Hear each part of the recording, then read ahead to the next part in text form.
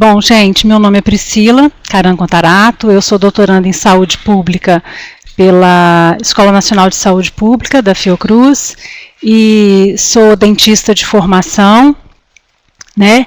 E esse é o meu terceiro ciclo do PEMAC. Eu estou no PEMAC desde o primeiro ciclo, né? Trabalhei no primeiro ciclo como supervisora e agora no segundo ciclo como coordenadora, e agora que eu divido com a Rita Lima, que já fez uma webconferência, foi a primeira webconferência sobre o PEMAC, e agora no terceiro ciclo nós estamos fazendo novamente essa parceria.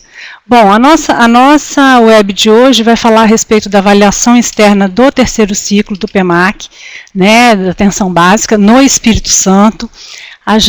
Eu vou enfocar mais o Espírito Santo, especificamente, né, dando alguns detalhes, né, vamos falar um pouquinho a respeito de como vai acontecer isso daí, embora a gente não tenha informações definitivas ainda sobre datas, né, então a gente vai fazer uma previsão, e aí vamos estar falando um pouquinho a respeito disso daí. Bom, como já foi abordado na outra web, a primeira, né, que a Rita apresentou, o objetivo do programa, né, do PEMAC, de acordo com a portaria 1654 de 2011, é induzir a ampliação do acesso e a melhoria da qualidade da atenção básica, né, de modo que possa ter um padrão comparável, né, um padrão de qualidade comparável, tanto nacional, regional, quanto localmente, né, onde se possa ter maior transparência e maior efetividade das ações governamentais que são direcionadas à atenção básica em saúde. Bom, a portaria 1645, de 2 de outubro de 2015, vem novamente reforçar isso e muda um pouquinho algumas questões relacionadas a como o PEMAC se conformou desde o primeiro ciclo. Ela não muda, ela reafirma. Na realidade, o que vai alterar um pouquinho são as fases do PEMAC, né, do terceiro ciclo, que está aqui colocada, né, pela portaria 1645, onde nos 2 primeiros ciclos do PEMAC nós tínhamos 4 fases, agora nós vamos ter 3 fases e um eixo estratégico transversal de desenvolvimento, que é onde a gente espera que haja todo o desenvolvimento de um conjunto de ações para a qualificação da atenção básica. Então, esse eixo, ele perpassa todas as fases, desde a adesão, né, e contratualização, até a recontratualização. Então, esse é um eixo que deve perpassar todas as fases. Bom, a nossa fase que diz respeito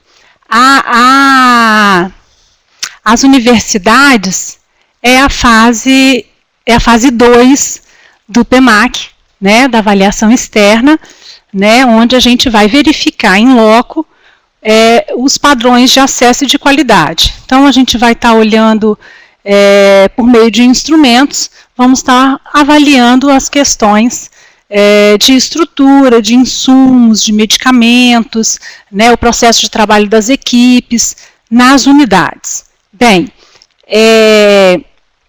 nessa segunda fase, que é a fase de avaliação externa e certificação, a gente tem essa verificação em loco, e a partir do momento que a gente verificou e enviou para o Ministério faz a certificação das equipes, né?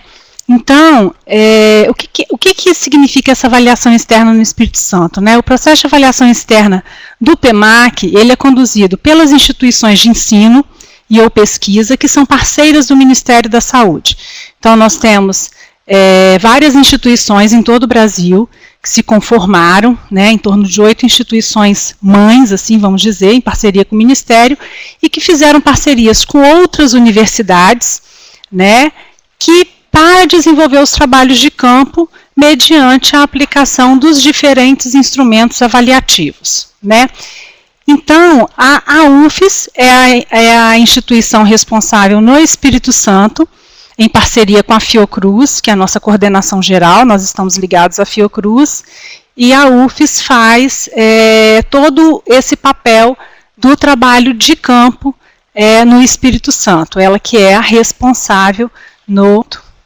Bom, então quais seriam os objetivos da avaliação externa, né? A gente tem a gente tem que desmistificar um pouco essa questão de que a avaliação externa tem um caráter punitivo.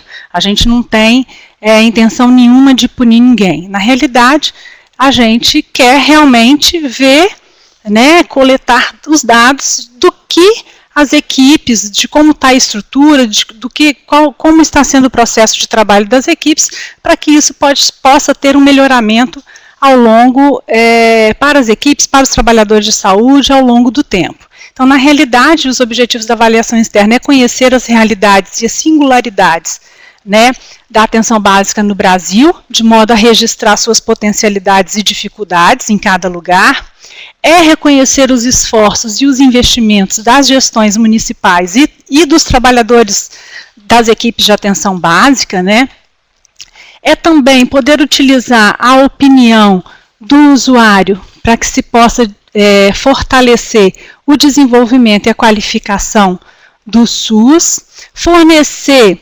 subsídios para recontratualização, né, de modo a respeitar as potencialidades e as dificuldades das equipes de atenção básica e fomentar a criação de novas estratégias que possam dialogar com as diferenças dos territórios, né, de modo que possa promover maior equidade nos investimentos do governo federal, estadual e municipal, para que nós possamos fortalecer o SUS. Esses são alguns dos objetivos da avaliação externa que devem ser pontuados, né? E com isso, eu trouxe aqui um pouquinho como é que se dá o processo de certificação, né? Porque a avaliação externa está colada no processo de certificação. Essa é uma responsabilidade. O processo de certificação é o momento onde vai se reconhecer o esforço da melhoria do acesso e da qualidade da atenção básica, que foi desenvolvido pelas equipes, participantes pelo gestor municipal, né, e é de responsabilidade do Departamento de Atenção Básica. Então, na realidade, nós, enquanto universidade, nós vamos aos locais para coletar os dados, né? Mas o processo de certificação é dado pelo Ministério da Saúde, ou seja, nós coletamos os dados e a partir do momento que nós coletamos esses dados, a gente coleta esses dados em um tablet, em instrumentos previamente testados e que com perguntas fechadas, né, sobre, eu vou falar mais à frente, cada um dos instrumentos, né? E a partir do momento que a gente coletou esses dados vão diretamente para o Ministério da Saúde online, que vão promover esse processo de certificação, né? Então, esse processo não vai se limitar ao reconhecimento. Na realidade, ele vai fazer o quê? O processo de certificação, ele envolve três pontos principais, né? Que seria a implementação dos processos autoavaliativos, a avaliação dos indicadores contratualizados e os resultados da avaliação externa. Nós ficamos, que eu coloquei aqui em vermelhinho, com essa parte da avaliação externa, que é o quê? Os resultados da avaliação externa, ele é realizado por nós e ele tem, para a certificação, ele conta em 60%. A implementação de processos autoavaliativos, que seria a autoavaliação, né, que nós também já tivemos uma webconferência a respeito disso, ela dispõe de 10% no primeiro e no segundo ciclo, e no terceiro também ela continua com 10%. A avaliação dos indicadores contratualizados, no primeiro e no segundo ciclo, fazia parte de 20% do total de 100%, né, que é contado para a certificação. Nesse terceiro ciclo, ela passa a ter 30%, ela aumenta de 20% para 30%. E a avaliação externa, que tinha um componente em 70%, ela passa a ser 60%. Então, aqui a gente ressalta a importância de estarem fazendo a autoavaliação, né, a importância dos indicadores, né, contratualizados, né, para depois a gente poder também, e da importância dos resultados da avaliação externa.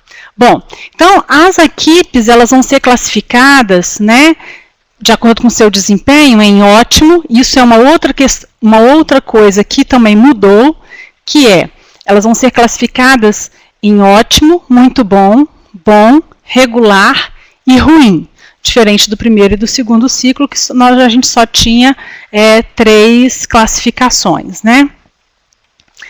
E como que a gente vai proceder a essa avaliação externa? Bom, a composição da equipe de avaliação externa é realizada da seguinte forma: nós temos os coordenadores, né, que seria eu e a professora Rita Lima, né, da UFES, nós temos os supervisores de campo e os entrevistadores.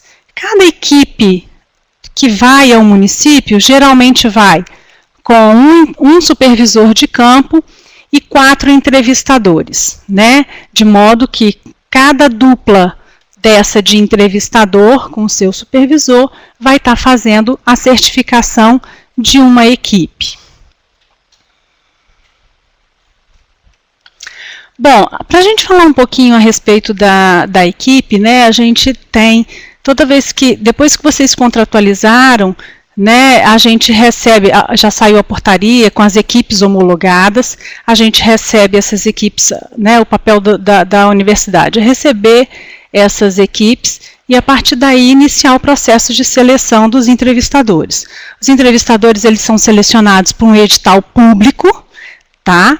Que provavelmente vai ser aberto até o final do mês, ou início de abril, né? Então, há um edital público e possui alguns critérios de seleção. Todos eles têm que ter uma formação na área da saúde, né? Eles têm que ter uma disponibilidade para viajar, porque a gente fica praticamente 50 dias úteis viajando pelo estado, então viaja de segunda a sexta. Não pode ter, geralmente, vínculo empregatício, né? Porque geralmente é sem vínculo empregatício, porque tem que ter essa disponibilidade para viajar. A gente dá preferência a pessoas que já participaram no PEMAC no ciclo, em algum dos 2 outros ciclos, né? Uma experiência profissional em APS, ter uma experiência em pesquisa, ou um tempo de experiência profissional na área, e um conhecimento de informática, já que eles vão estar trabalhando diretamente com os tablets, né? Então, os entrevistadores são todos, ao contrário de que a gente ouviu algumas vezes nos outros ciclos, eles são todos formados, eles todos têm uma graduação, é obrigatório isso, né? Os critérios de exclusão dos entrevistadores seria vínculo empregatício em secretarias, não terem disponibilidade para viajar, sem formação na área de saúde e não serem graduados, né? É importante a gente dizer isso porque a gente tem todo um cuidado na seleção dos entrevistadores. Eles são, inicialmente, eles se inscrevem, fazem um processo seletivo mesmo, né, para serem escolhidos. Depois a gente tem toda uma formação, um cuidado na formação com eles, para que eles possam estar aptos a irem a campo fazer a avaliação externa. Bem, nos 2 primeiros ciclos anteriores, né, o perfil da equipe de avaliação externa era de enfermeiros, farmacêuticos, cirurgião dentista, psicólogos, nutricionistas e assistentes sociais. Então, a gente tinha uma equipe bem multiprofissional, onde a gente podia trocar bastante a respeito disso daí. No terceiro ciclo ainda não foram selecionados, né, então a gente vai prosseguir e depois a gente pode estar mostrando qual é o perfil desses entrevistadores desse ciclo. Bom, eu falei a respeito dos instrumentos de avaliação. Depois que a gente selecionou, treinou e tudo, a gente vai a campo, né, e para aplicar os instrumentos de avaliação. Os instrumentos de avaliação são, ao todo, são no total de 6 instrumentos, né, onde a gente tem os módulos 1 e 5, né, que é referente à observação na unidade básica de saúde, onde ele tem como principal objetivo avaliar as condições de infraestrutura da unidade, os materiais, os insumos e os medicamentos da unidade básica de saúde. Então, na realidade, a gente vai a cada unidade, todas as unidades que a gente for, que foram contratualizadas, a gente vai olhar, né, a infraestrutura. Então, a gente entra em toda a unidade, em todos os cômodos da unidade, onde a gente vai perguntar a respeito de quantos banheiros tem, de tudo. Se as coisas estão funcionando direitinho, quais são os insumos que estão contemplados, né, os materiais. Então, a gente pergunta a respeito de tudo. Tá? O módulo 2, 4, que é referente ao NASF, e o 6, que é referente à saúde bucal, a gente faz a entrevista com o profissional da equipe de atenção básica e a verificação de documentos na unidade básica de saúde. Nesse momento, esse módulo é um módulo que tem como objetivo obter informações sobre o processo de trabalho da equipe e como o serviço está organizado, né, e como é feito esse cuidado aos usuários. Então, na realidade, esse módulo ele tem que ser realizado com um profissional, enfermeiro, médico ou dentista, né, de nível superior, que vai estar falando a respeito do processo de trabalho da equipe. O módulo 1 e 5, como eu falei anteriormente, ele pode ser feito com algum técnico, ou mesmo com um enfermeiro, ou com uma pessoa que conheça bem da dinâmica da unidade e conheça bem todos os pontos da unidade. Tá? O módulo 3 é a entrevista com o usuário na unidade básica de saúde. Então, visa verificar a satisfação e percepção do usuário quanto aos serviços de saúde no que se refere ao seu acesso e à sua utilização.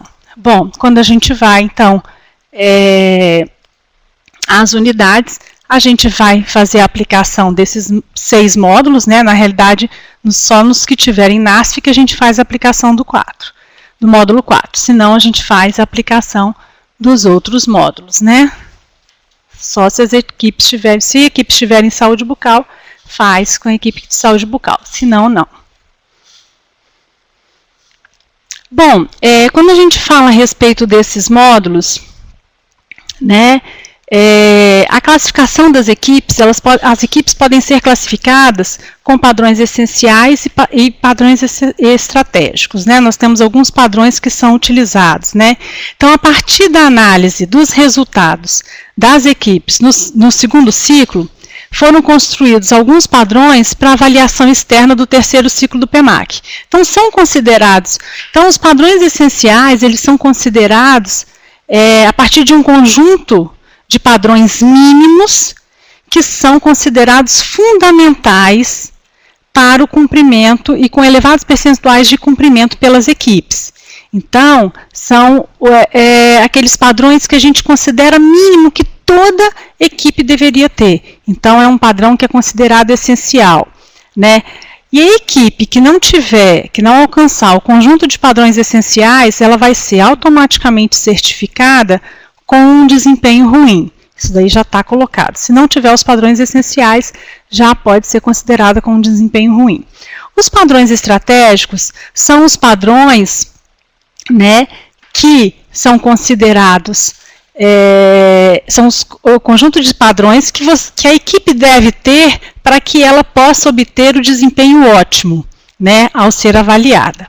Né? Todos os demais padrões que são colocados, que compõem a matriz de pontuação para a certificação das equipes, elas são classificadas como padrões gerais. Então, tem vários padrões que são considerados como padrões gerais. Então, nós temos os essenciais e os estratégicos. Eu vou falar a respeito de cada um deles para que vocês possam entender.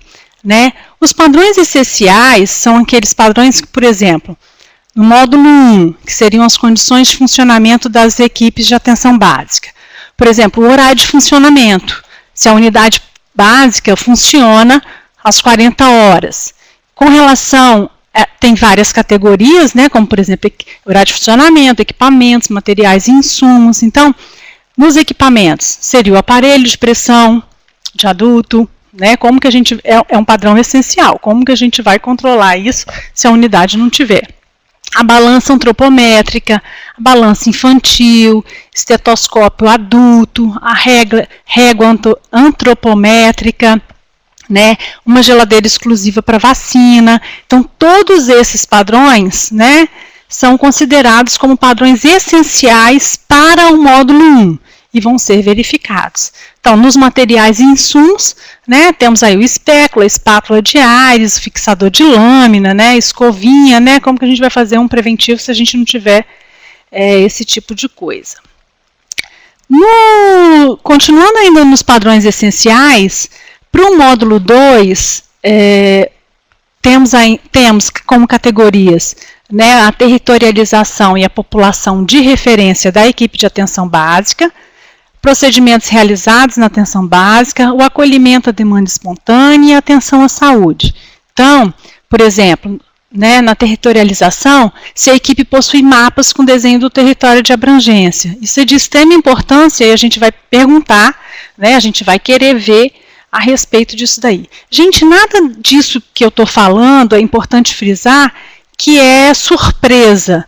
Tudo isso está colocado nas portarias do Ministério, está colocado no DAB, no Departamento de Atenção Básica. Então, se todo mundo se entrar no Departamento de Atenção Básica, a gente vai ter todo esse material lá, tem a portaria, tem os manuais, tem os instrumentos, então está tudo colocado no DAB. Então, não tem nada de surpresa em relação a isso daí, né? Então, os procedimentos realizados na atenção básica seriam retirada de pontos, nebulização, inalação. A gente vai perguntar se são realizados essas questões. Se realiza acolhimento à demanda espontânea, se realiza coleta de exame citopatológico, né, pré-natal, se cuida de pessoas com hipertensão, com diabetes. Então, esses padrões são padrões essenciais, né? No módulo 4, nós temos duas categorias, que seria o processo de trabalho e educação permanente, né, que é o módulo referente ao processo de trabalho dos NASF. Né? Então, se existe planejamento articulado da atenção básica junto com o NASF, se o NASF se reúne para discutir seu processo de trabalho, se realiza consultas individuais, consultas compartilhadas com as equipes de atenção básica e atendimento ao domicílio, né? Se a equipe realiza suas atividades de forma integrada com as equipes de saúde da família. Então, todas essas questões são consideradas padrões essenciais. No módulo 5, alguns dos padrões essenciais seriam cadeira odontológica. Como que eu vou funcionar, né? Isso é completamente essencial, os equipamentos, né? Que esse módulo ele está relacionado à infraestrutura também e aos materiais e insumos da saúde bucal. Então, seria cadeira odontológica, caneta de alta rotação, caneta de baixa rotação, o compressor de ar com válvula de segurança, cuspideira, autoclave, tudo isso. Materiais e insumos, brocas, né, de alta rotação, luva descartável, máscara descartável. No módulo 6, que é o processo de trabalho das equipes de saúde bucal, a gente tem como categoria o horário de funcionamento, a territorialização, o planejamento e a organização da agenda, né? O horário de funcionamento que seria se funciona 40 horas, se possui o mapa do território, se existe planejamento articulado com a equipe de saúde bucal. Bom, quanto aos padrões estratégicos, a gente tem também padrões estratégicos dos 6 módulos, dos 5 módulos, né? Porque o módulo do usuário não tem.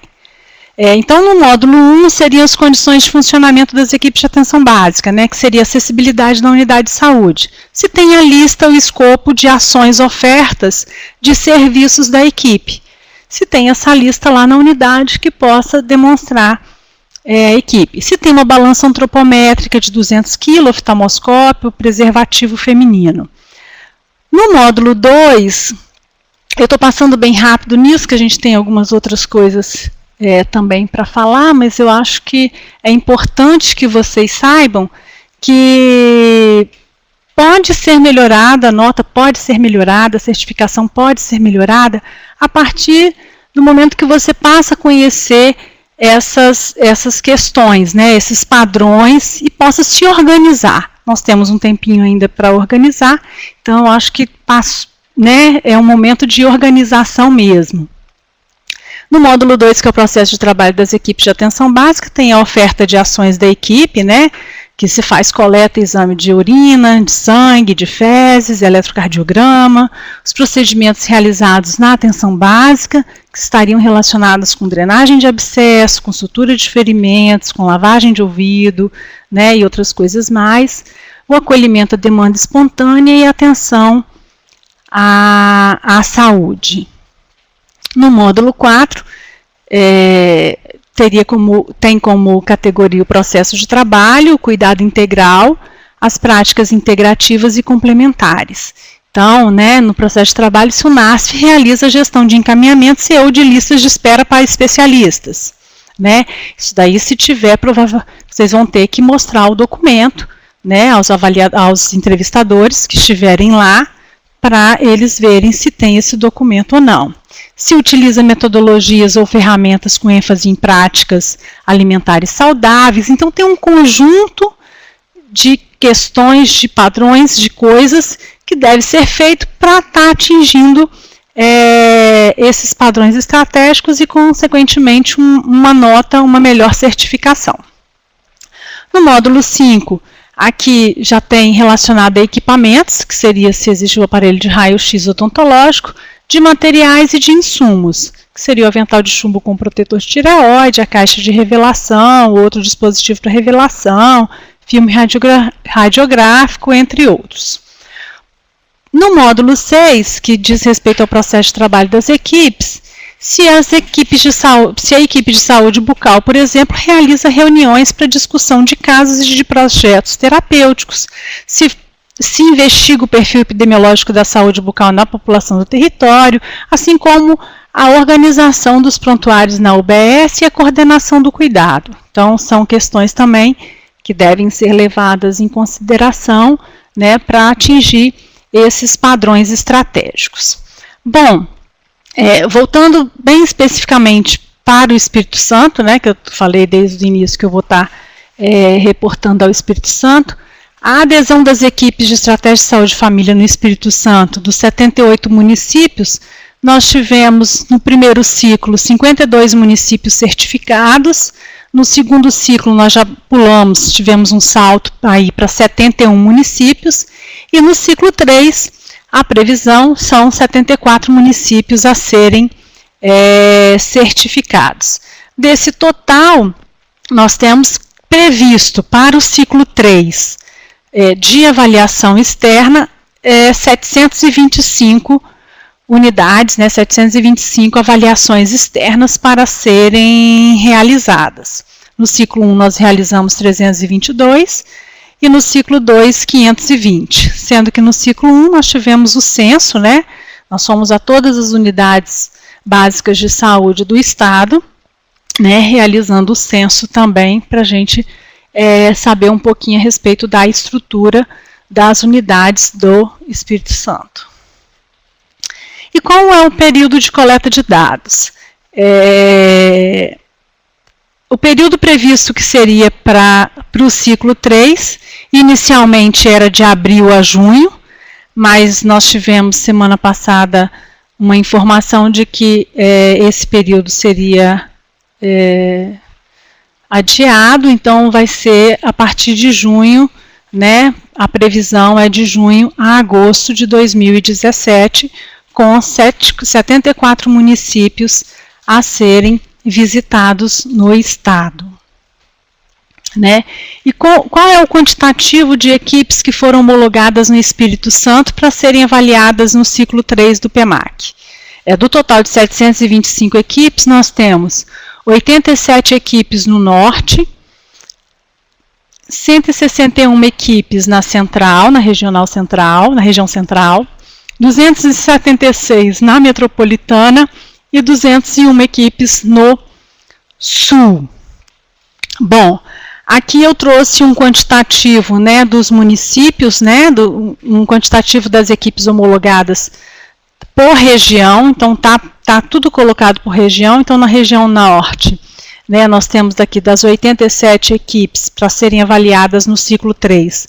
Nós temos aqui a distribuição por município, né, então nós temos equipe de saúde da família com saúde bucal, 4, na Água Doce no Norte, na Estratégia de Saúde da Família 1 e do NASF 1, eu não vou ficar lendo todos, mas isso aqui está disponível para vocês, vai ficar. Então nós temos um total de 87 por município, nessa região o município que tem mais equipes a serem certificadas é o município de São Mateus.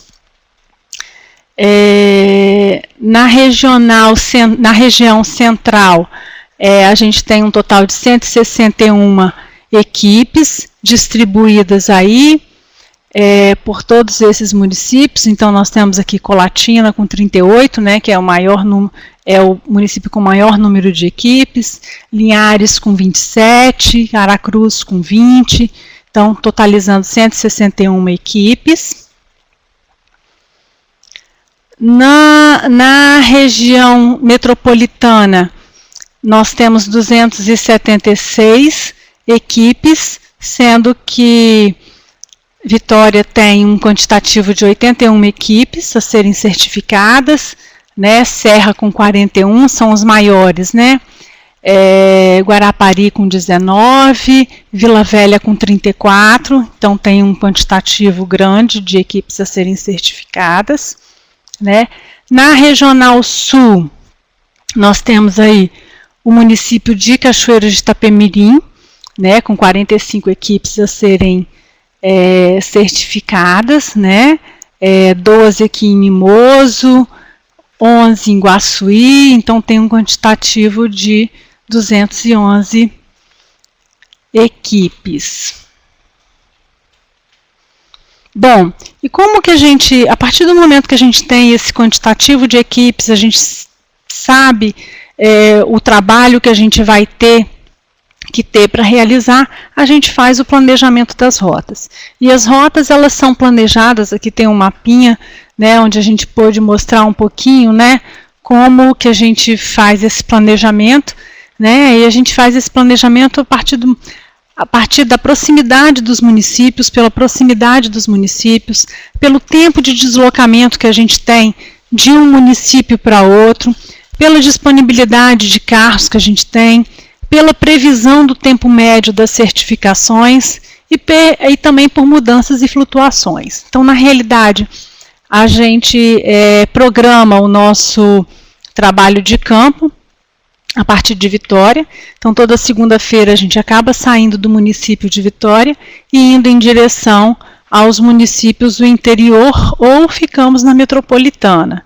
Então, assim, a gente está calculando que para esse trabalho nós vamos precisar de 5 equipes de atenção, 5 equipes de entrevistadores, 5 equipes de entrevistadores que vão estar sendo distribuídos aí pelas regiões. Então, assim, a gente sai de Vitória e vai a cada uma dessas regiões e a gente circula de segunda a sexta nesses locais. Depois a gente retorna na sexta-feira, geralmente a gente retorna a Vitória e faz reuniões para poder compreender um pouquinho de como foi o trabalho de campo. Esse daqui é um exemplo de uma rota que a gente fez, né? E todos os municípios receberão essas rotas previamente, antes do trabalho de campo, né, antes da gente chegar lá, porque eles vão, vocês também, né, os trabalhadores, têm que se preparar. Então a gente manda, ó, na segunda-feira nós vamos estar nos deslocando, né, coloquei alguns municípios aqui, peguei aleatoriamente, as rotas já estão prontas, só não estão definitivas, porque ainda a gente coloca a data que ainda a gente não tem essas datas certas ainda, fechadas completamente, né? Então, de segunda a sexta a gente programa o nosso trabalho de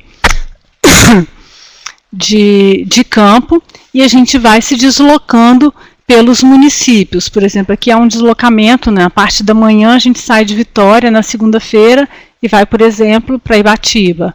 À tarde a gente trabalha lá, no outro dia também, depois já desloca para Venda Nova. E assim sucessivamente, né? A gente faz geralmente 2 equipes por turno, então um turno pela manhã e um turno à tarde, contemplando 2 equipes, e depois a gente a gente se desloca para o outro município. Então, para isso que a gente leva em consideração todo esse tempo de deslocamento, todas essas questões. Bom,